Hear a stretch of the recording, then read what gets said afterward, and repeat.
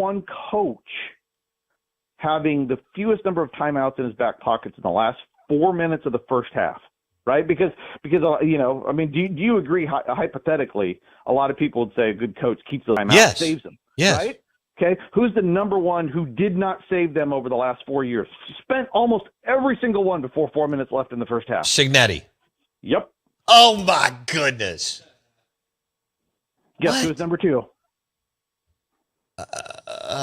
Ron Day or Kirby? Lane Kiffin. What? Lane Kiffin? Lane Kiffin.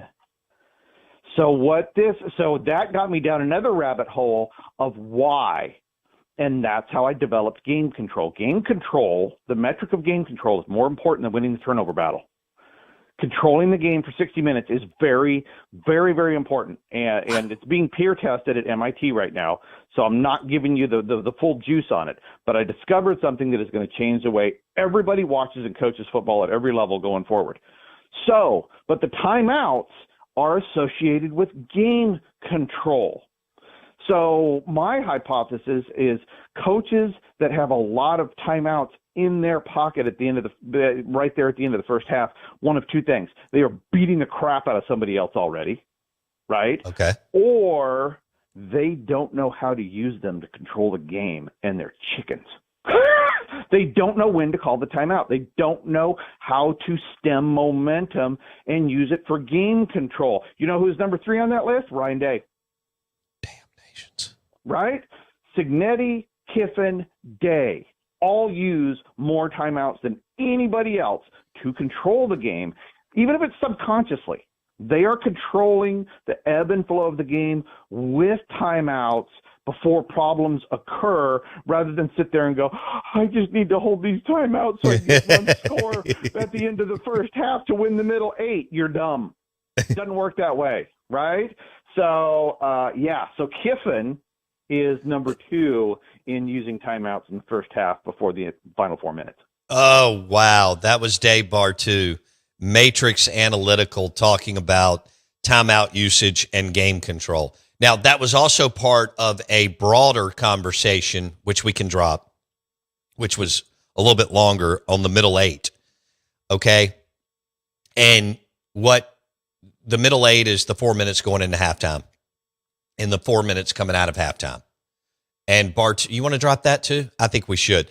Bartu did 10 years of research to find out, which 8 minutes was the most important in the game that we love. Is it the first 8 minutes? Is it the 4 minutes going into the end of the first quarter and the beginning of the second? Or the last 4 minutes of the third quarter and the first 4 of the fourth? Is it really the middle 8? The 4 minutes going into halftime and the 4 minutes coming out of halftime? This was Bartu talking about the middle 8 and the NFL and college football. Oh, well, let me tell you how the whole investigation started, too. I was talking to an athletic director on a head coach search, and one of the things that we were going over was how do we try to figure out, some intangibles, little things about head coaches. How do they handle timeouts and penalties? Especially non-judgment penalties. How disciplined or undisciplined is your program? And I started going through all this stuff. And he asked about the middle 8. And I was like, middle 8, are people really serious about that? And because I knew of it. And for everybody listening, the middle 8 was created, this whole thought process was created by Belichick and Saban back when they were in Cleveland, saying, if you win the middle 8, which is, like you just said, the last 4 minutes of the second quarter, first 4 minutes of the third quarter, if you outscored the opponent, you win vast majority of the football games. And to me, mathematically, so you're trying to tell me that middle 8 minutes wins you over 70% of the games in a 60-minute game. That's nuts, right? I never took it seriously because I thought it was a bunch of BS. and so he brings it up, and so I start researching it. And it turns out it is a bunch of BS. It's not real. It's not real, right? And I was like, oh my gosh, people just took their word for it. that because it was Belichick and Saban saying it, that, oh my gosh, it has to be real. And so I went back, I did 10 years of research on the NFL. I started with the NFL. And so I looked at every 8-minute block in the NFL, right? Because there's 11 of them. There's the first 8 minutes of the first quarter. There's the last 8 minutes of the first quarter. There's the middle 8 minutes of the first and second quarter. And you go through all of those, and I did it for 10 years, every NFL game. And the middle 8 actually turns out to be the fourth most valuable 8-minute section in an NFL game over the last decade. And fourth is solid, right? Fourth is really good. But here's the thing, is the fourth most important number is that middle 8. The fifth and the third are almost identical in strength. In fact, of the 11 8-minute segments, 10 of them almost have the same game impact outcome, except one.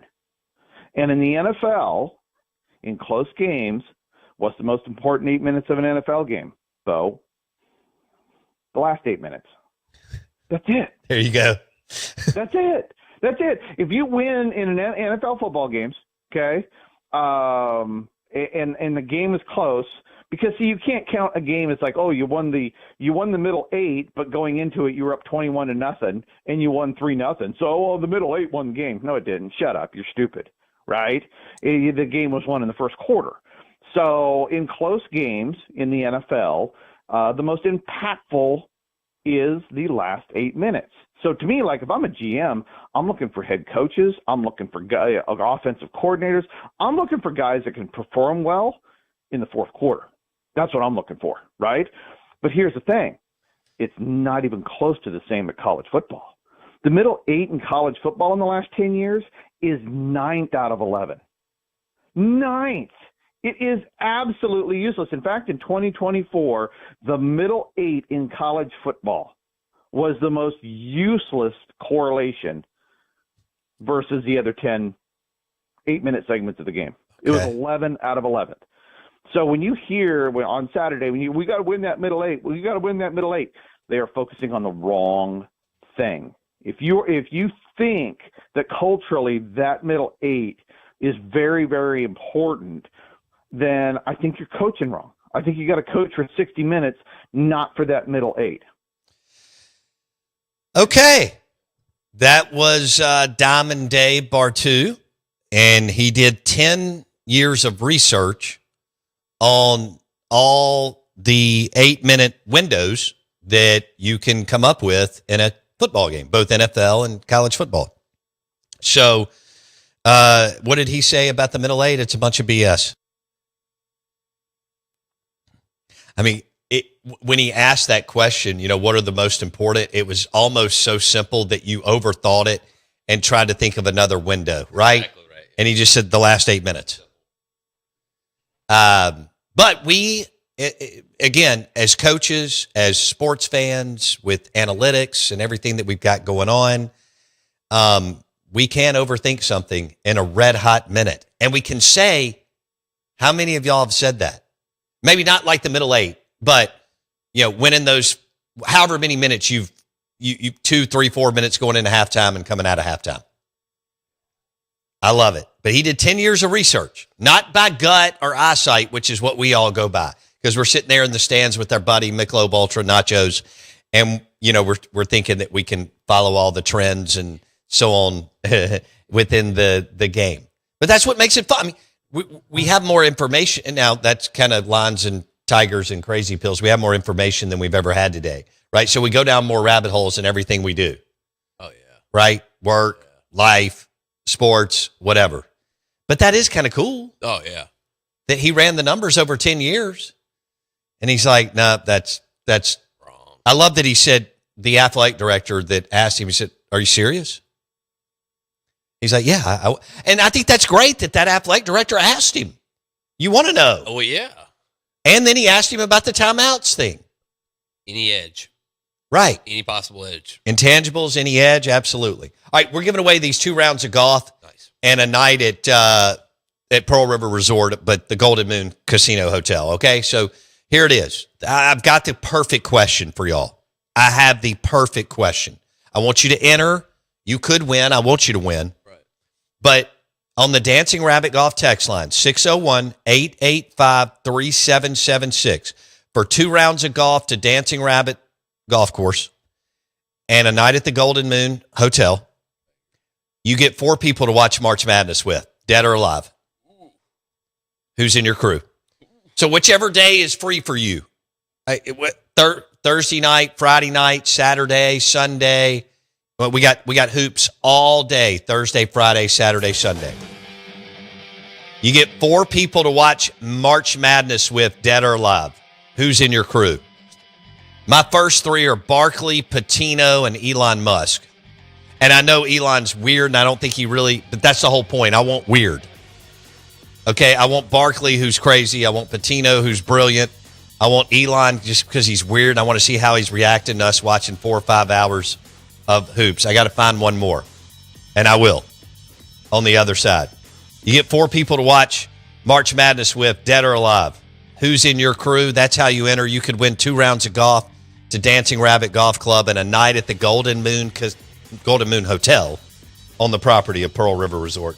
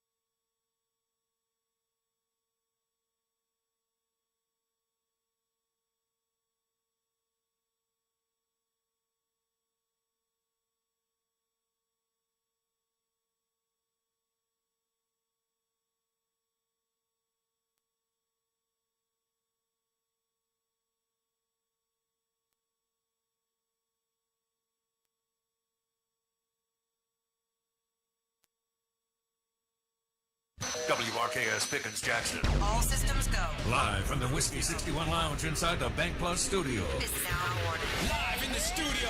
It's the Out of Bounds Show with Bo Bounds. Streaming live worldwide on the Out of Bounds radio app. And on your radio at ESPN 105.9. All set? Let's go. The Zone.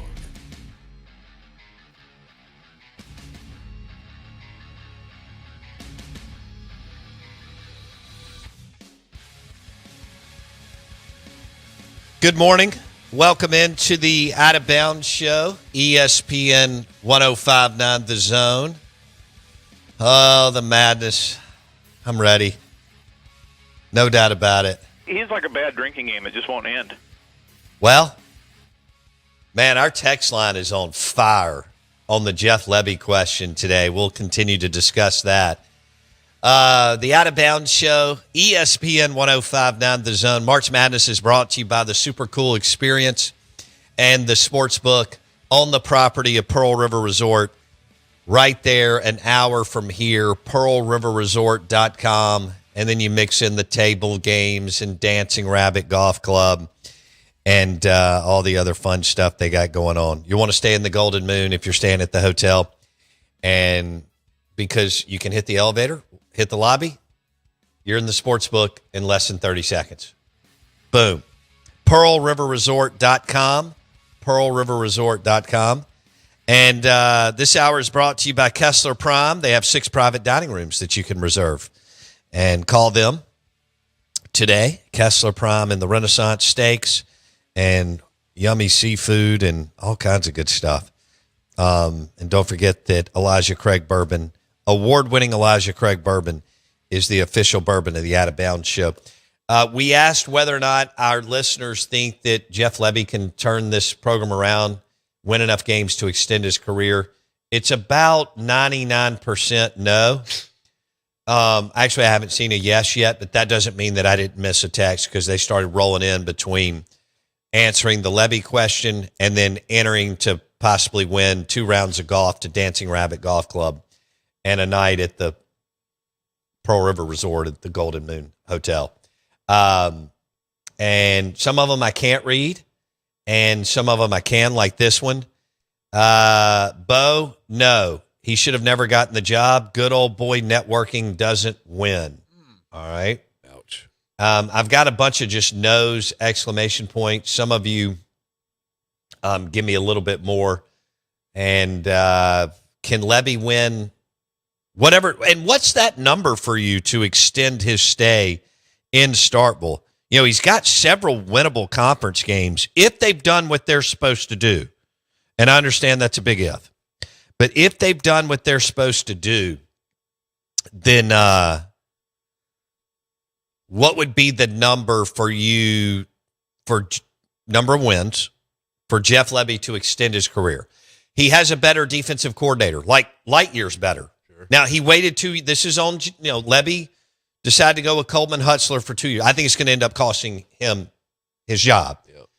Because, again, we ran the numbers. If they would have just finished in the 70s in defensive scoring efficiency, Lebby would be around 500, possibly 1 game up. Everybody'd be fine. He wouldn't be in the hot seat, and so on. What a difference.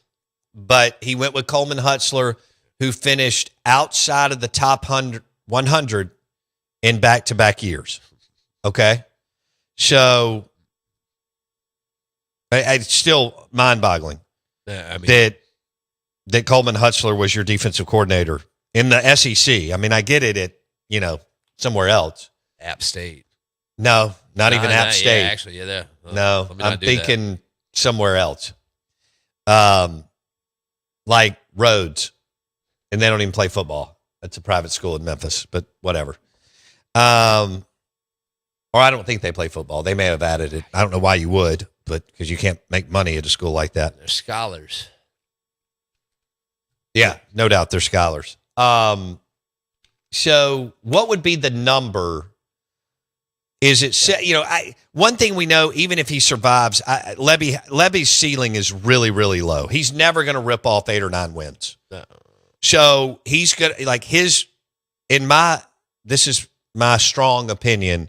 his best case scenario is 6 or 7 wins, whether that's this year, next year, whatever. His ceiling now, so far, his floor has been really, really low too. Yeah. That's a problem. When you have someone, you either want to have a high floor, really, really high floor, or obviously you want to have a high ceiling. Sure. But, the high floor works more than you think. Oh, yeah.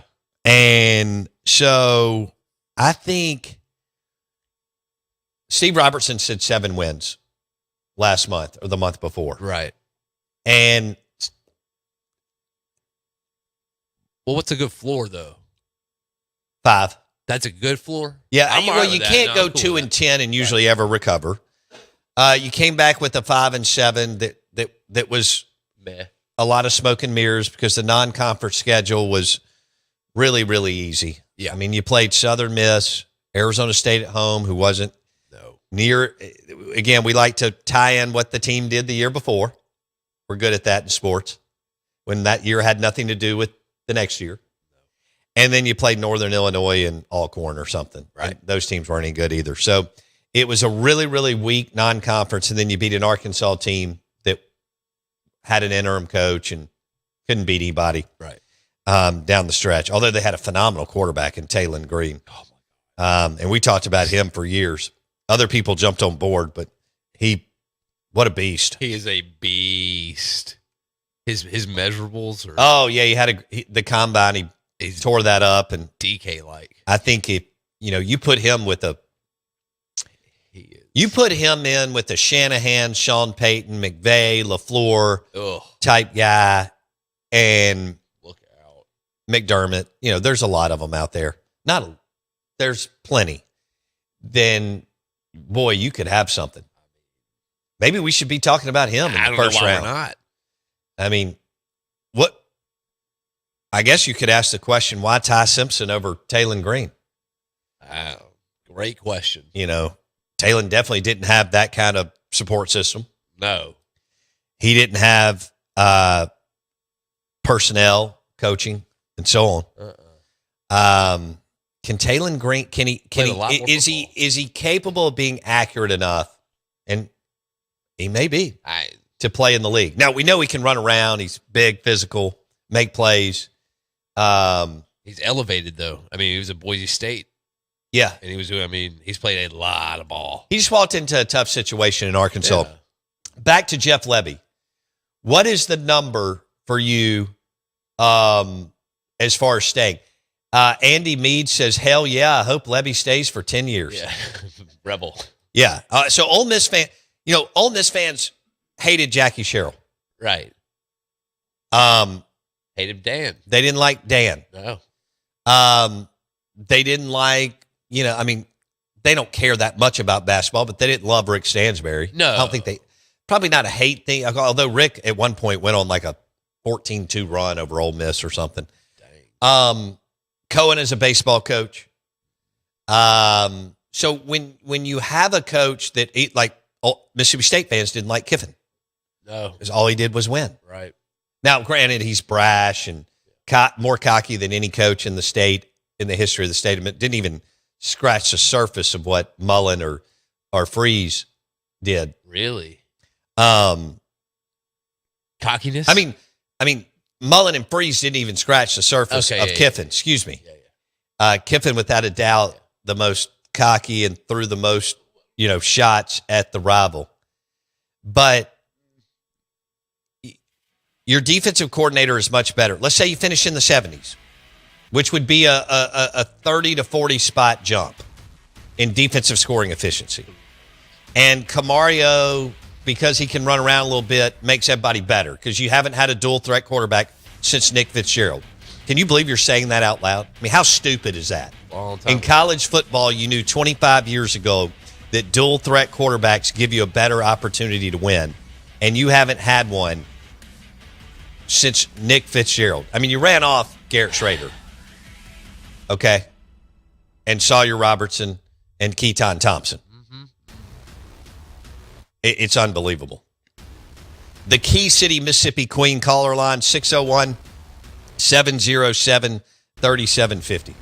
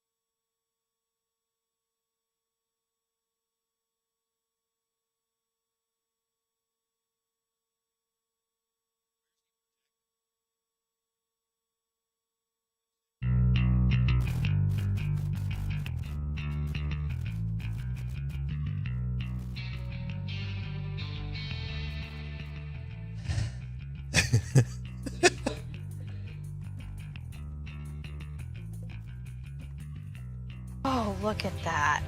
Every single one of those is just coated perfectly. It looks so fresh. Wow.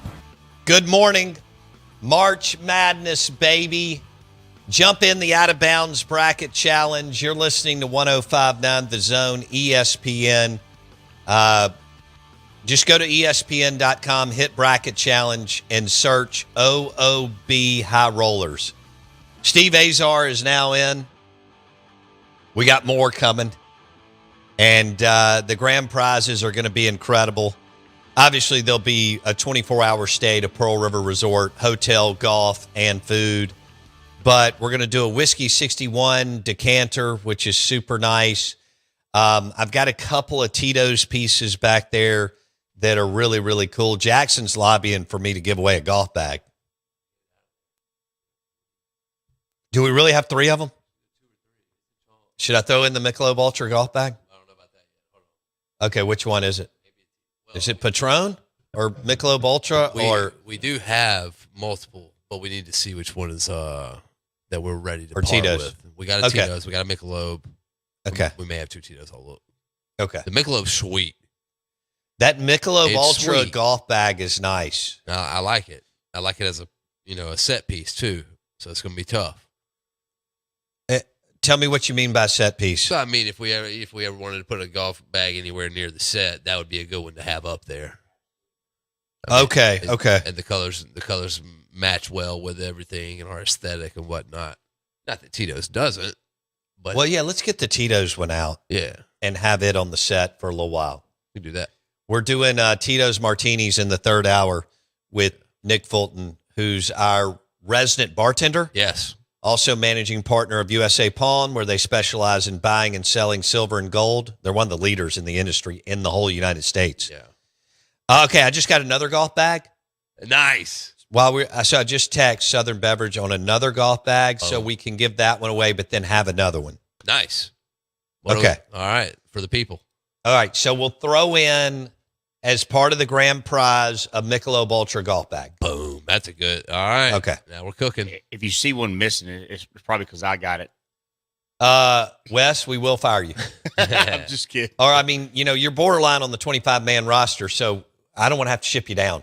I mean, I know you're enjoying the Ritz-Carlton, but you don't want to go down to, Motel crappy, 6. Motel 6 or Red Roof Inn. Hey. I've told this story. Some people think it's funny, some may not, or some may not care, but I just break down things in 3 different, I think, real simplified in life, right? So when I'm talking to somebody, a client, or going through something, look, there's Ritz-Carlton level, Marriott Bonvoy, and Red Roof Inn. Yep. I'm not doing Red Roof at anything. So we got to stay Marriott Bonvoy and above. Solid.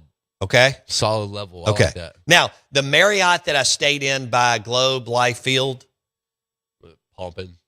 it wasn't that awesome. Really? It wasn't terrible. Now, the location was great because I could walk out the front door and see the stadium. Right. So I was all about location. Dang. Or Wendy was. Thank God I have somebody who will book all this stuff for me. But she was like, look, you need to be right there. You don't want to have to, whatever. I get that. Right. So when I left the park, I could just walk to the hotel. Sure. I can't believe it. I didn't stay at the wasn't Lowe's. that nice? I guess I should have, but I just didn't. I didn't think about it. I wasn't as prepared as I thought. I don't even know if the Lowe's is under the Marriott Bonvoy app.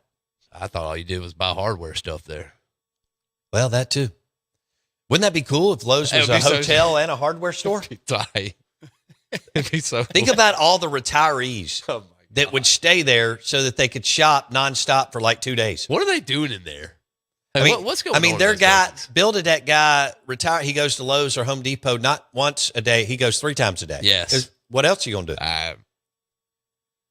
Right. Did they ever buy anything? But I think if you had a Lowe's, a hotel, and a casino, how many people over 60, whatever, you would get? I mean, that would be like that gives everybody everything to do. I mean, you got slots. Yes. You got a buffet, I guess. Oh, yeah.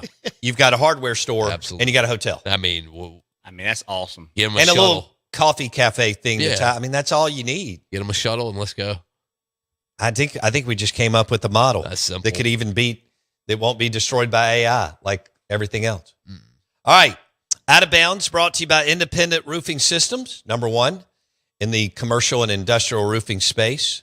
Roofing.ms, done right the first time. Independent Roofing Systems. All you have to do is look at the projects they've completed from DeSoto County down to Biloxi Gulfport and everywhere in between. Independent Roofing Systems. We would like for you to enter into our bracket challenge. Go to ESPN.com, hit bracket challenge, right? Click. You know how to do this. Boom. And search OOB High Rollers. Enter in, party with us. Win. Enter in, party with us. Yeah. If you're 21 and older and you win, we may have another goodie. Yeah. A big party. And as far as the hotel stay and all that, you have to be over 21. So let me make that disclaimer. Okay, yeah. If you're 19, you're not getting the golden moon. Yeah, you got to be 21. Right. Yeah. Right. How old do you have You to can be? have the Michelob Ultra golf bag, No, that's fact.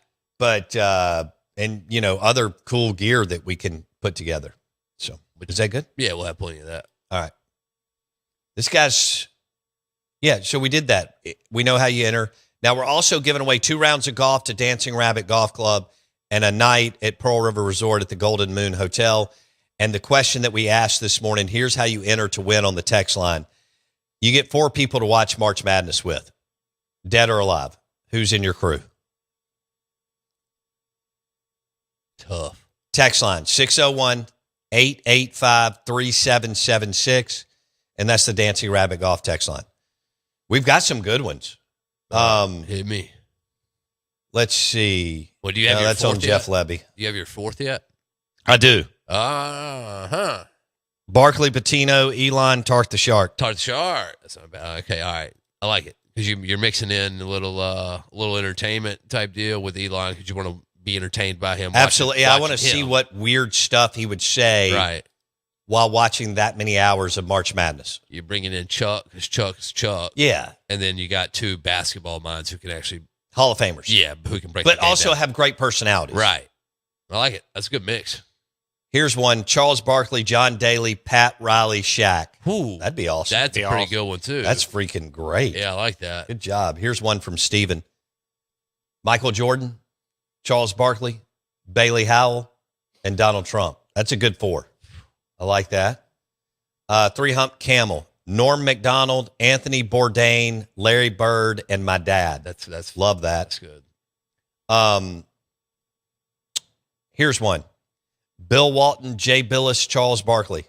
Walton would be hilarious. Yeah, he just would. because he is real. Talking about weird, Elon, and on the spectrum, so is Bill Walton. And he called Pac-12 games for years and Yeah. was incredible. I mean, he was like Mike Leach.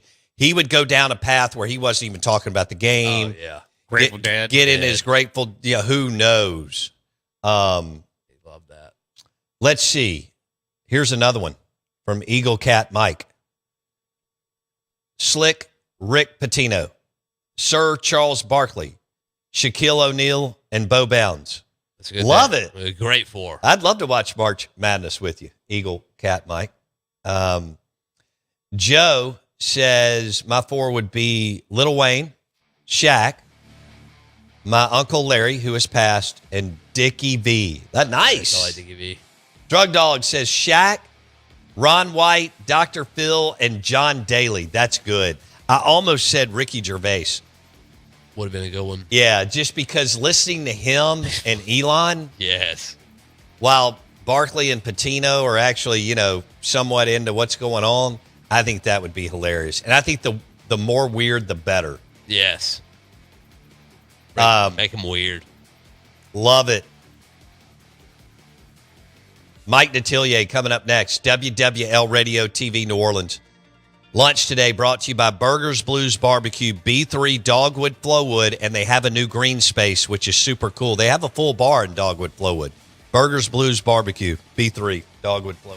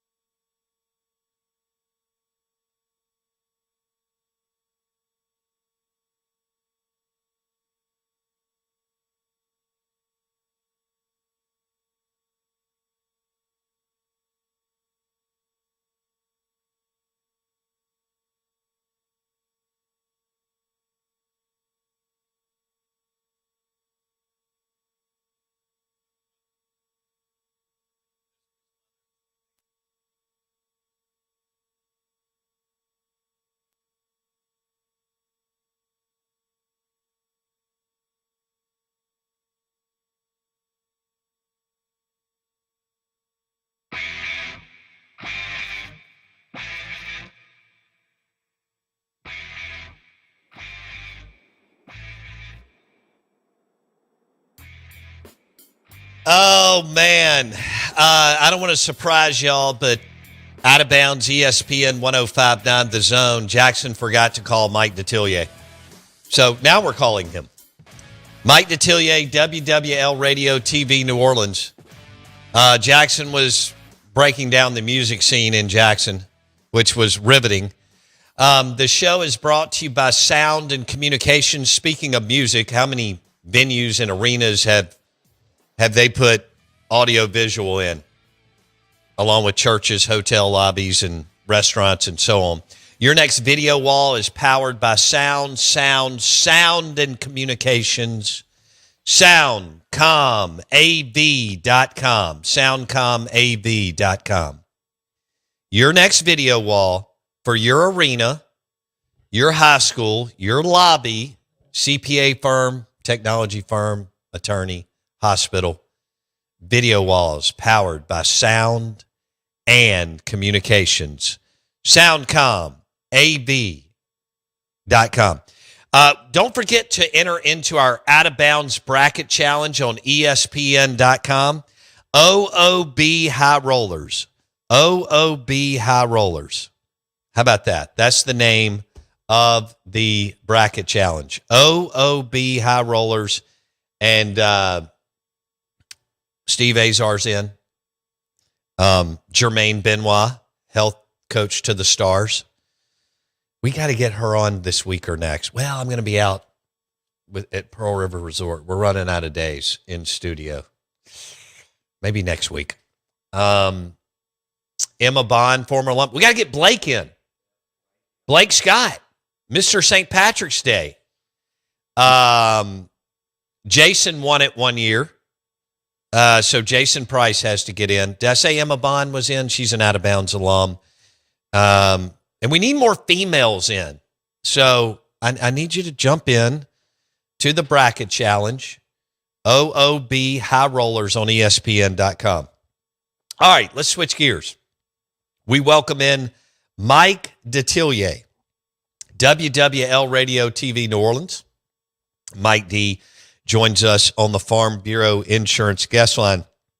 Mike, are LSU fans freaking out over this? Are they continuing to freak out over this LSU baseball team as they lost 2-3 to Vanderbilt over the weekend? Mike D. I don't know about freak out about it, but it's an unusual ride this year for LSU baseball. You won the first 8 games of the season, and in convincing fashion. It was like tsunami with them, the way they hit the baseball. The pitching was okay. Wasn't great during midweek, but it was really good over the weekend. And then it's kind of fallen apart in different areas. We have not seen this in the Jay Johnson time frame. And, I get Coach Johnson on weekly. His demeanor and how he handles things are all the same. That's the one thing with Coach Jay. You couldn't really tell if he won or he lost. Yeah. By the way he does interviews. But I think there's concern that this baseball team isn't nearly as good as we saw earlier in the year, and we see this a lot in baseball. There is a hot and cold element to it. Can they kind of regain their mojo that they had early in the year? But it's been a lot of strange things. His teams have always been known for their defense and their pitching, and that has been up and down all season long since the first 8 games. Yeah. There was talk that Jay Johnson and the staff were talking about how this was the best staff they've had. Not the best player. Paul Skeens, I get how unbelievable he was, and he carried the whole thing. I know they had some other pieces. But as far as like A to Z, we were told a few weeks ago when they were prior to the season, and I guess when they were rolling that first week, that they thought it was the best staff they've had since they've been there. That's exactly what he told us on WWL. Okay. Not once, but twice. He felt top to bottom it was the best pitching staff he had ever had in his time frame at LSU. And yet that hasn't come to fruition. So we'll see what happens. If anybody can figure it out, it's Jay Johnson. But no question. You know, this past weekend was a microcosm of the entire year. Mm-hmm. Friday night, they fall behind. They fight back, get a lead in the ninth inning, and Vandy ends it with a walk-off homer with 2 outs, 2 strikes on a batter. And they lose it. Saturday, they just got torched by the Commodores. I mean, you know, they weren't even in that contest. And then Sunday was, again, a bit of a mix. They get off to a fast start. Vandy comes back. And then LSU makes a run at the end that ends up winning a game. And then you would think, of all things, they got stuck in Nashville because of the weather. Ugh. He couldn't even do his show last night because they had not returned back from Nashville. So, yeah, the whole weekend was a bit of a cluster. But it was what we have seen all year long, but in different games, we saw it all in one series against Vanderbilt. Okay. And it was a different Vanderbilt team than we've seen in the past. The Commodores have been really good hitting. I mean, they hit the ball much better. They had always been known for their pitching, great defense. That wasn't necessarily the case. They won over the weekend with the bats. Mike Detillier, WWL Radio TV New Orleans, LSU baseball on a little bit of shaky ground. Still plenty of time. We're never surprised if by like April 15th, April 20th, LSU starts to roar and march towards Hoover and the postseason. But we'll see if they get this thing figured out. Jay Johnson told Mike D the same thing. I mean, he felt like this is the most talented pitching staff he had since being at LSU. All right, let's switch gears. What I guess LSU is going to roll with their basketball coach, Matt McMahon, again, another year? That's a little bit of who knows at this point. I think that there's a lean toward that spot. We do know one thing. The most powerful person in the state of Louisiana wants Will Wade to come back to LSU, and that's the governor, Jeff Landry. Governor Jeff Landry has made it known he wants Will Wade back at LSU. And that was part of, I think, the demise of Scott Woodward because Governor Landry wanted it a year ago, and Woodward would not do it. And then you go through another really disappointing year with Matt McMahon, and he did have injuries, and this is a bottom line business. And he's been on with us quite often, and he understands it. It's a bottom line business of winning. But he had some major injuries to 2 players that certainly kind of sunk the season for him. Will Wade has got to the point where he's taken the door and he's almost got it closed to the point where, you know, he made comments yesterday. I've moved 5 times. I'm used to it, but I don't like it. And, you know, I want to be in one place. So it's really some weird stuff happening here on LSU basketball. There is a lot of disdain for it. I don't get any calls about it, Bo. Other than people, have you heard anything? You know, your buddy Will Wade's coming back. You know, if he's coming back, he hadn't told me that.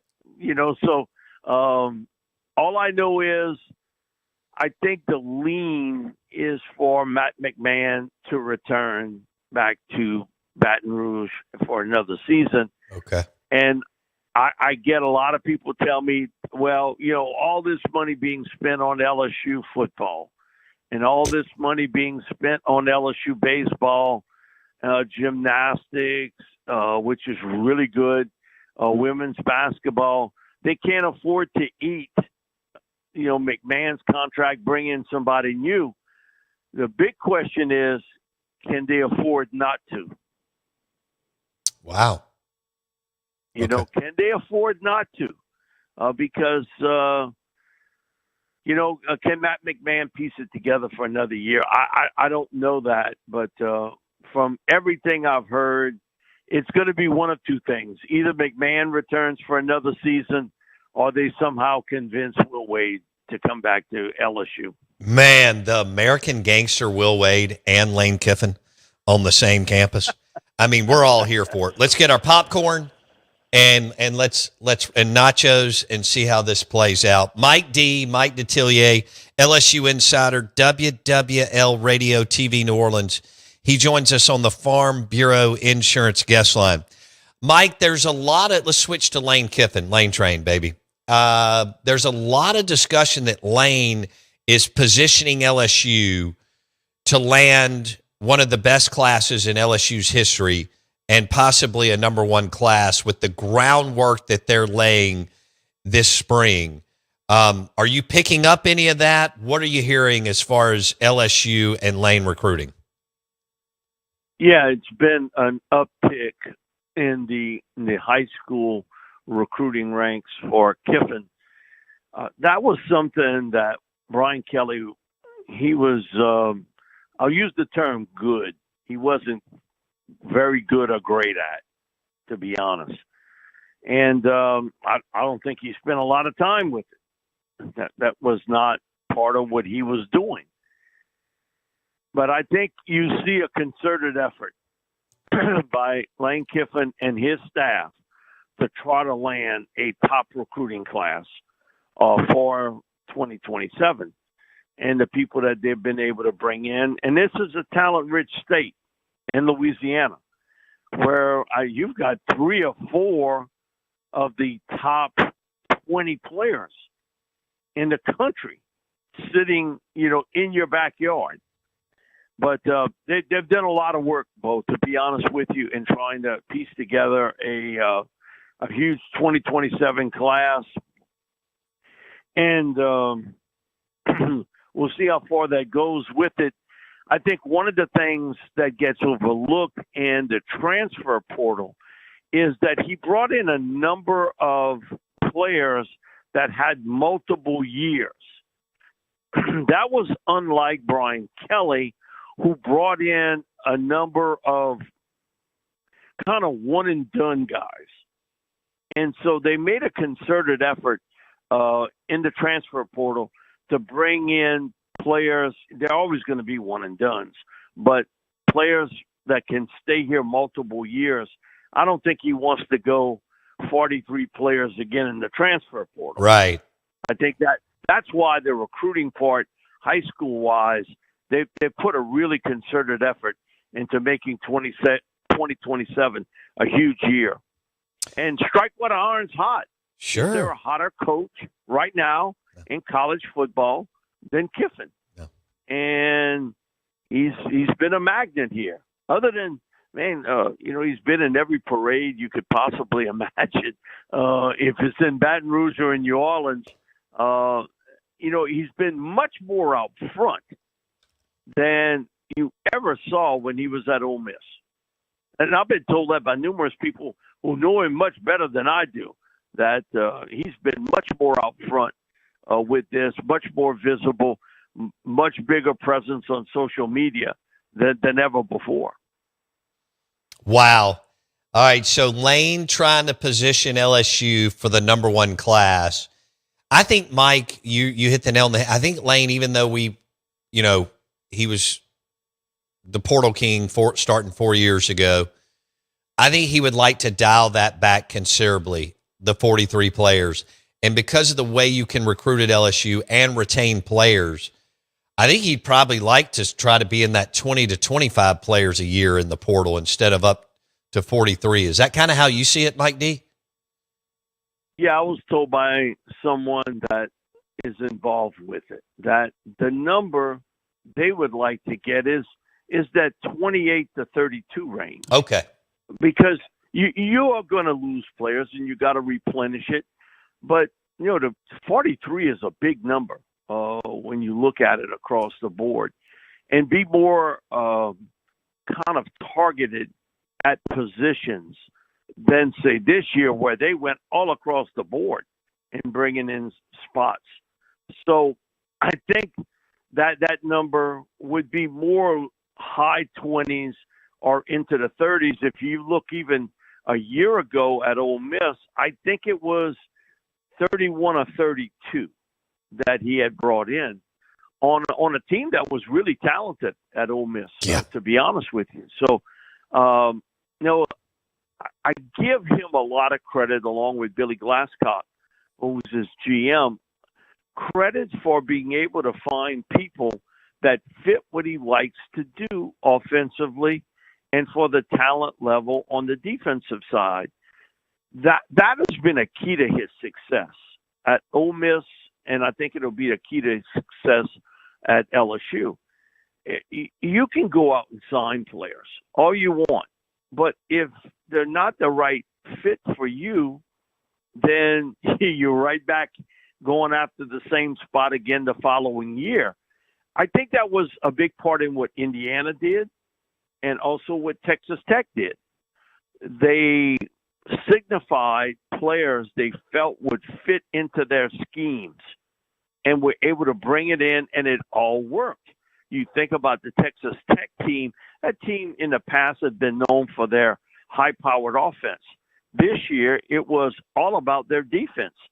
All 11 starters were transfer portal signees. Incredible. All 11. And they were bad to the bone on defense. They were really good on that defensive side. But all of those guys were people they were able to bring in through the transfer portal. And I do think it's the key to it. And so much today, this is college football is becoming similar to the pros. In essence, your ability to signify who fits in what you do offensively, defensively, special teams, that's what the pros have done. Coach Kiffin has talked about this numerous times, and times he has spoken about if you want to see how it's done for college football, look at the pros.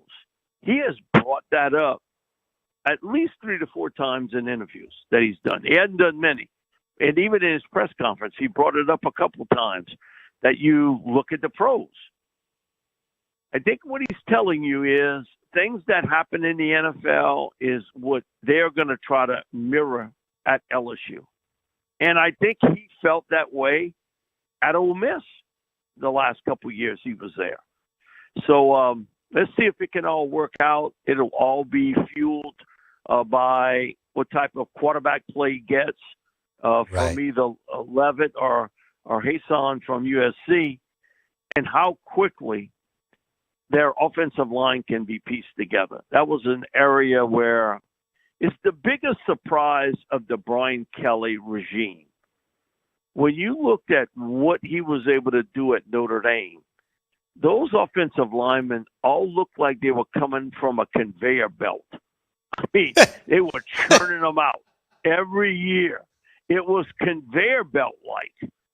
And yet when he got to LSU, that was not the case at all. And they were soft as cotton.